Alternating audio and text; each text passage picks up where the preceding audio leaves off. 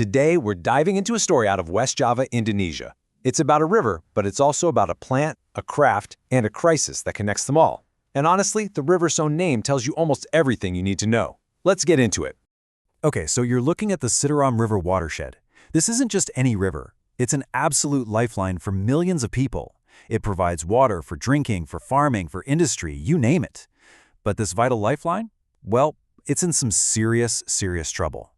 You see, the Citarum has this infamous reputation. It's known as one of the most polluted watersheds on the entire planet.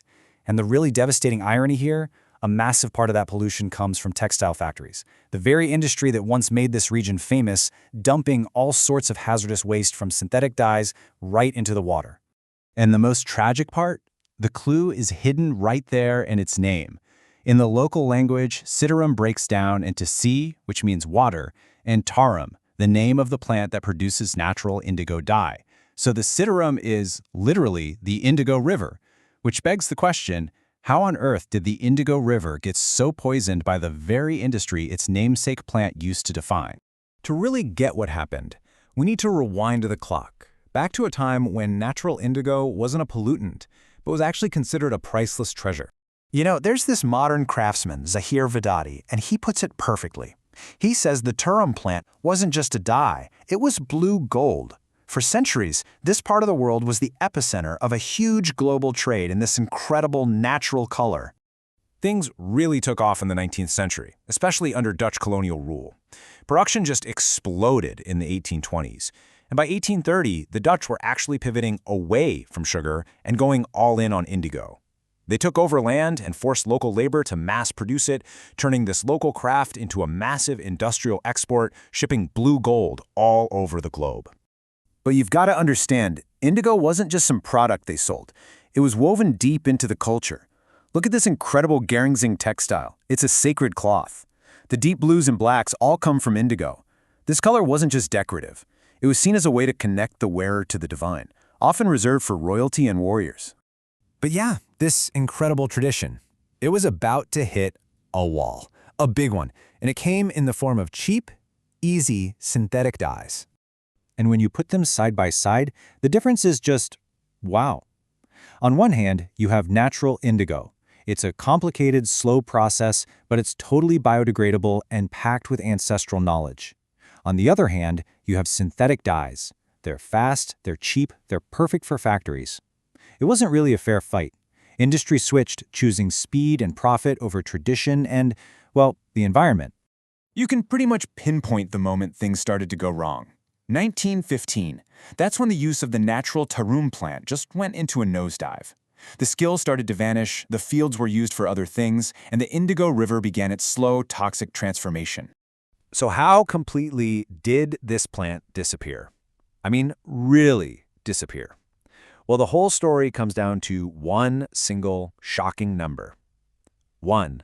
Yeah, just 1. According to the Global Biodiversity Information Facility, since 1959, there has been only a single recorded sighting of the Teramisrum plant in Java.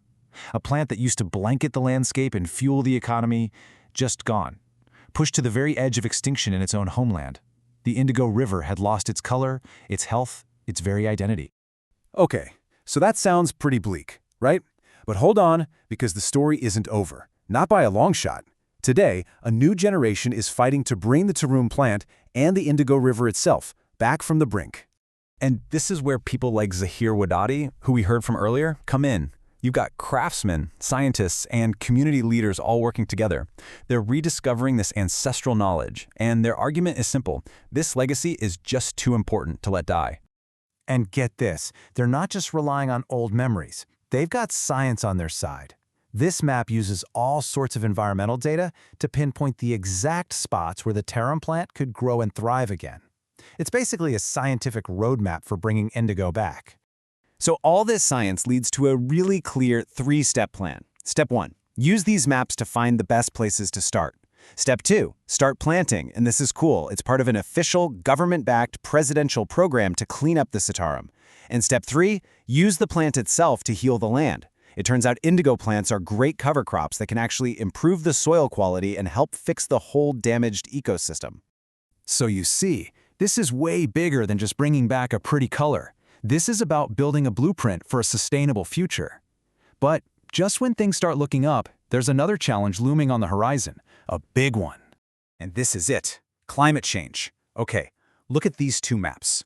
On the left, that's today. The green shows where the indigo plant can grow well. Now look at the right. That's the projection for 2070. See how much of that green has just vanished? The window of opportunity to do this work is closing, which makes it all the more urgent. And if you look at the actual numbers, it's a gut punch. Right now, a little over 4% of the area is highly suitable. By 2050, that's down to 3%. And by 2070, it's projected to be just 0.02%. Basically zero. The time to act is, quite literally, right now.